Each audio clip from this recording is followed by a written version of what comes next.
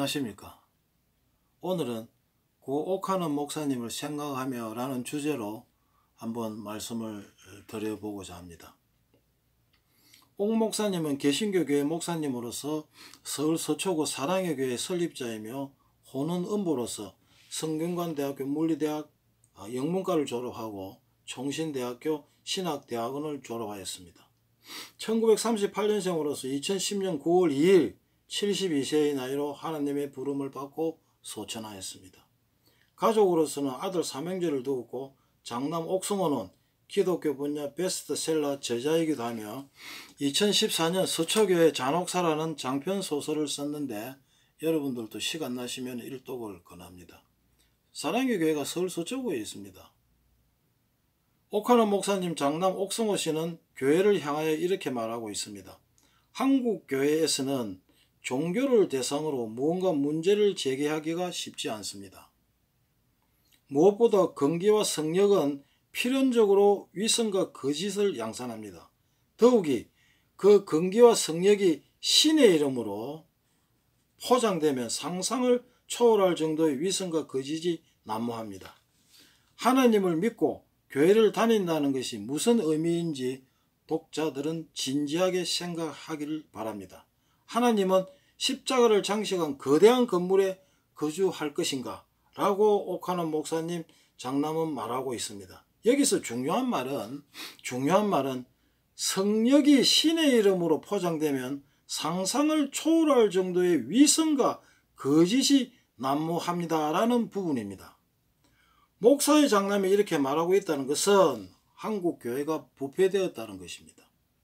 이 책은 옥 목사님이 후임자로 오 목사를 결정하고 난 뒤 옥 목사님이 돌아가시고 4년 뒤에 만들어진 책입니다.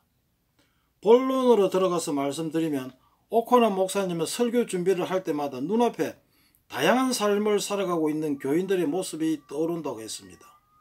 주일날 교인들이 나의 설교를 듣고 새 힘을 얻어야 하는데 교인들이 나의 설교를 듣고 새 힘을 얻지 못한다든지 혹독한 세상 생활의 무게를 감당하지 못해 주저앉으면 어떻게 하나 하는 그런 생각이 떠오른다고 했습니다.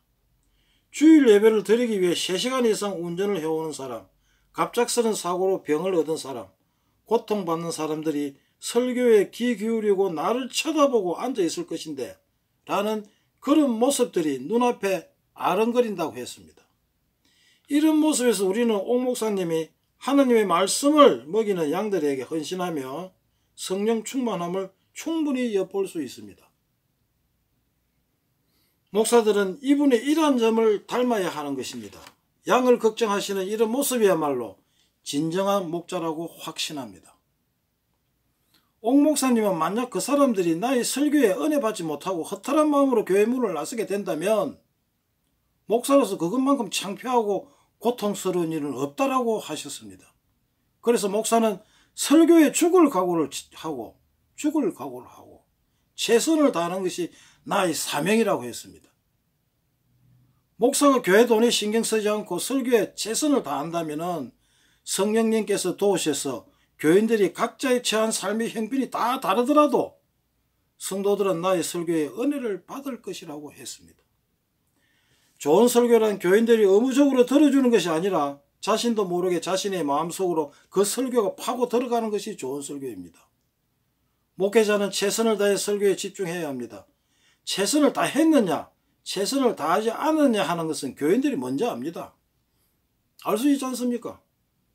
최선을 다하지 않으면 교인들은 설교를 가볍게 여기게 되고 기대감을 가지지 않게 되고 뜨겁지도 타지도 않은 미지근한 성도가 되는 것입니다. 여기서 미지근한 성도는 성경 말씀에도 보면은 내가 너 행위를 아노니 내가 차지도 아니하고 뜨겁지도 아니하도다. 너가 차든지 뜨겁든지 하기를 원하노라. 너가 이같이 미지근하여 뜨겁지도 아니하고 차지도 아니하면 내 입에서 너를 토하여 버리리라. 이 말씀은 믿으려면 확실히 열정을 가지고 믿든지 차갑게 다시 말하자면 믿지 말든지 해라. 미지근하게 믿는 것도 아니고 안 믿는 것도 아니고 그런 믿음 생활을 하면 토하여 내버린다고 합니다. 결론은 성도들이 성경책만 들고 다니고 세상 사람들이 보기에는 믿는 사람도 아니고 안 믿는 사람도 아니고 세상을 미지근하게 할 바에야 차라리 믿지 말라는 뜻입니다. 그리고 목회자는 교회 밖으로 돌면서 자주 총회니 노회니 이런 데를 방문한다든지 해외 선교라는 명목으로 잦은 해외 선교지를 방문한다든지 자주 교회 돈으로 호텔 밥을 먹고 놀러 다니지 말라는 것입니다. 목자가 자주 자리를 비우면 양들은 마음의 안착을 못 얻습니다. 가끔이야 이해가 되지만 자주는 안 된다는 것입니다. 여행도 습관이 됩니다. 한 번 가면 자꾸 가고 싶습니다. 그것도 교회 돈으로 공짜로 가는데 가고 싶지 않겠습니까? 옥 목사님은 책임 맡은 교회 밖으로 자기가 책임 맡은 교회 밖으로 다니면서 쉽게 설교하려는 유혹에 빠지면 안 된다고 합니다. 어느 정도 교회를 다닌 성도들은 통찰력이 있기 때문에 목회자의 설교가 자질이 부족한지 안 한지를 금방 알게 됩니다. 설교가 부족하면 설교를 비난하게 되고 그 설교를 비판하게 되어 교회의 선뿌리가 되는 역효과를 나타냅니다. 목회자는 설교 준비에 전력 투구하여 온 힘을 쏟아야 합니다. 그리고 목사님은 저는 25년간 목회를 하면서 교회 밖 설교와 집회에 90% 거의 참석하지 않았다. 거절했다고 합니다. 그 이유는 단 한 가지 설교 때문이었다고 말씀하고 계십니다. 교회 밖으로 수금하러 다니는 목사가 정말 그런 목사와 비교가 된다고 하겠습니다. 옥 목사님은 장로들 보고도 노회니 총회니 하는 곳에 자주 다니지 말라고 일침을 가하면서 나도 밖으로 나가지 않겠다고 했습니다. 담임 목사가 교회 밖으로 돌면 주일 설교에 교인들이 손해를 봅니다. 시무장로가 교회 밖으로 자주 돌아다니면 교회 돈을 쓰게 됩니다. 그리고 목사님은 저는 월요일부터 토요일까지 시간만 나면 책상에 앉습니다. 일주일에 30에서 40시간 하루에 7에서 8시간씩 8시간 이상 설교에 투자를 했다고 했습니다.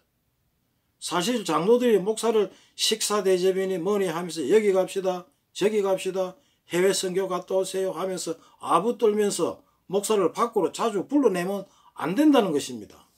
그러면 설교는 어떻게 합니까? 컴퓨터로 짜집게 합니까? 교인들은 다 압니다. 교인들이 바보입니까? 이런 말씀은 대부분의 교회 장로들에게 시사하는 바가 크다고 생각합니다. 설교는 목사의 성령 충만의 수준을 나타내며 교회 부흥의 절대적인 기초가 된다고 생각합니다. 성가대가 아무리 잘한다 해도 성가대 보고 교회 가는 정도가 있습니까? 교회 건물이 아무리 멋지고 크다고 해도 목회자의 설교가 엉성하면 교회는 부흥되지 않습니다. 오히려 교회는 목회자의 설교에 따라서 부흥되기도 하고 쇠퇴하기도 합니다. 설교는 하나님께서 주시는 성령 충만함으로써 성도들의 마음을 움직이는 것입니다. 그럼 성령 충만이 저절로 충만되겠습니까? 저절로 성령 충만됩니까? 게으름이 충만되겠습니까? 밖으로 돌면서 성령 충만이 되겠습니까? 하나님께 죽기를 각오하고 매달려야 한다는 것입니다. 하물며 제가 이런 영상을 10분 남짓한 영상을 만드는데도 자료를 찾으며 기도를 하며 하루에 3시간 정도 저녁에 집에 와서 한 3시간 정도 4일에서 5일 이상 걸리는데 설교하는 것이야말로 더 열심을 내고 기도해야 하는 것은 당연한 것이라고 생각합니다.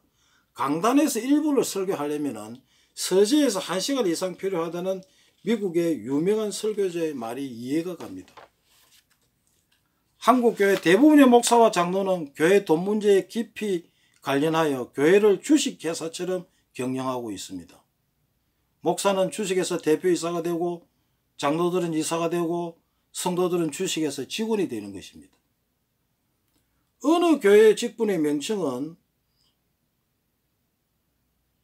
인사기획위원회, 감사위원회, 재정위원회, 위원장 등등 세상적 주식회사의 직책을 그대로 사용하고 있습니다. 교회에 무슨 인사기획위원회가 필요하며 위원장이 필요합니까? 이런 계급은 도대체 누가 만들었습니까? 교인이 만듭니까? 목사와 장로들이 만드는 것입니다. 다 목사와 장로들이 계급을 만든 것입니다. 그래야 성도들 부리기에도 좋고 돈하고 관계되기 때문입니다. 순진한 성도들은 목사와 장로가 그렇게 하니까 그저 따라가는 것 뿐입니다.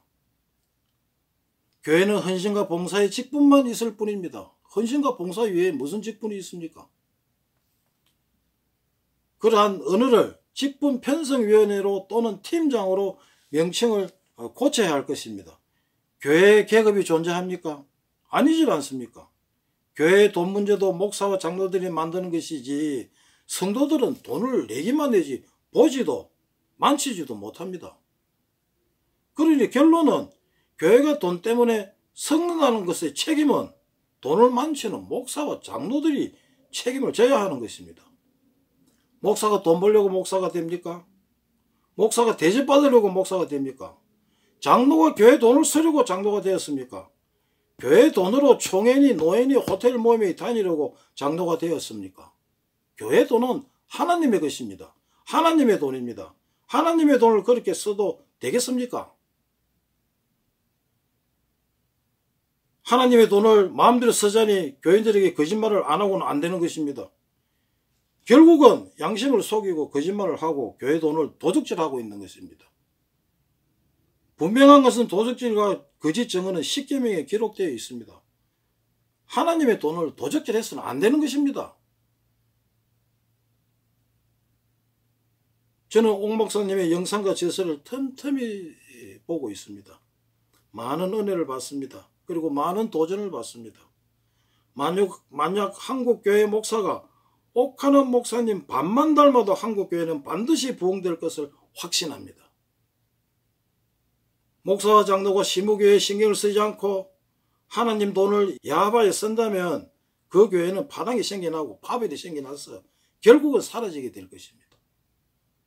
하나님께서 맡긴 양들을 돌보지 않고 흩어버린 그 책임은 목사와 장로들에게 있는 것입니다. 심호하는 교회 성도들을 생각하는 것이 자기가 심호하는 교회 성도들을, 교인들을 진심으로 생각하는 것이 곧 전체, 그 교회뿐만 아니고 곧 전체 한국 교회를 살리고 위하는 것입니다. 목사와 장로들은 정신을 똑바로 차려야 합니다. 목사가 똑바로 하면 교회는 반드시 부흥합니다. 저는 이러한 자료를 구하고 또 읽어보면서 많은 것을 또 은혜를 받고 느꼈습니다. 단지 오늘은 옥하는 목사님에 대하여 말씀드리는 것이므로 정말 옥하는 목사님이 그립습니다. 오늘은 여기서 마치도록 하겠습니다. 감사합니다.